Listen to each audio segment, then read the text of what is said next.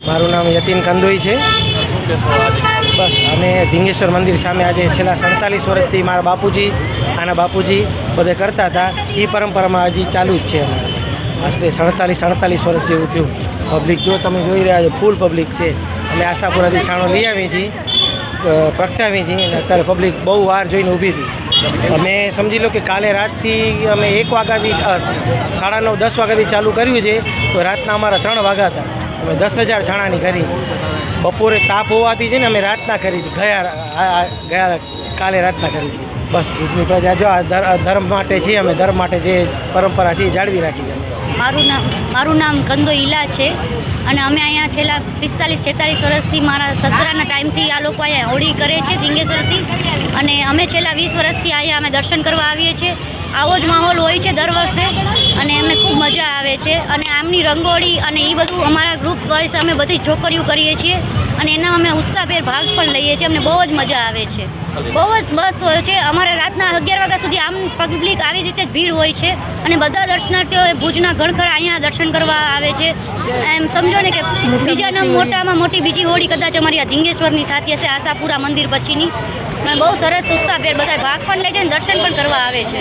આવો ભુજની પબ્લિક માટે એમ કે તમારે ત્યાં દર્શન કરી અહીંયા આવો તો મજા આવશે, કેમ કે આવી ઘણા વર્ષોથી મોટી હોળી અમારે અહીંયા થાય છે, તો તમે પણ ભાગ લેવા આવો દર્શનાર્થીઓ અને અમને પણ ઉત્સાહ વધારો, તો અમે દર સાલ આનથી પણ મોટી હોળી કરી શકીએ। મારું નામ અખિલેશ એસ પીઠળ છે, વેદના શેરીમાં રહું છું અને અહીંયા કને હોળીનો પ્રોગ્રામ છેલ્લા 25 વર્ષથી ધરતીકંપ પછીથી અમે છોકરાઓ મળીને જ કરીએ છીએ। એના પહેલે બીજા મોટા જે હતા એ લોકો કરતા હતા। પહેલે અમારા ફરિયા બધે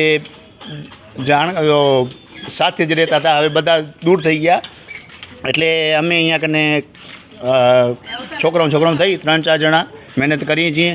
રાજ છે, હું છું, આ હિતેશ, પ્રથમ, બીજા 2-3 છોકરાઓ છે જે હાલ્યા ગયા છે। ઘણી મોટી હોળીઓ થાય છે ત્યાં કને બારે, પણ અમે અહીંયા કને નાનકડી જ કરીએ છીએ। અમે આટલા ફરિયાવાળા બધે સંપીને રહીએ, પરિવારની જેમ જ રહીએ છીએ, એટલે અમે અમારા પૂરતી અહીંયા કરીએ છીએ। બાકી તો ફરિયામાં ઘણા બધા જણા બીજા રહે છે, પણ અત્યારે જૂનો ફરિયો એટલો જ છે। મહેનત એટલે છાણા લેવાની ઓર્ડર આપી દઈએ, રાજના ઓળખીતા હોય કે મારા ઓળખીતા હોય, જ્યારે હોય તેને પ્રસાદી બધે રાજ જ અત્યારે કરે છે કેટલા ટાઈમથી। અમે અમારી મહેનત કરીએ છીએ, આ બધે પૂર ઉપાડવો કે બધી વસ્તુ લેવી, પ્રસાદી છાણા ગોઠવવા, એ બધું અમે મહેનત કરીએ છીએ। મારું નામ રાઠોડ દીપેશ છે। અમે ભુજ સંજોગનગર ગરબી ચોક યુવક મંડળ વોર્ડ નંબર 1થી આવા અમે વર્ષોથી, અમારા બાપ દાદા બધા વર્ષોથી આવું બધું સારા કાર્યો કરતા હતા અને અમે પણ હજી સુધી આ બધા સારા કાર્યો કરીએ છીએ અને હજી પણ આગળ આવા સારા કાર્યો કરશું। હોળી છે કે નવરાત્રિ છે, આવા બધા સારો કાર્યક્રમો અમે અહીંયા કને કરીએ છીએ। અંદાજિત તો ઘણા વર્ષ થઈ ગયા, મારા ખ્યાલથી કે 40-50 વર્ષ ઉપર થઈ ગયા હશે। હિન્દુ અને મુસ્લિમ ભાઈઓને મારા હોળી અને ધૂળેટીની શુભકામનાઓ। હલો, જય માતાજી।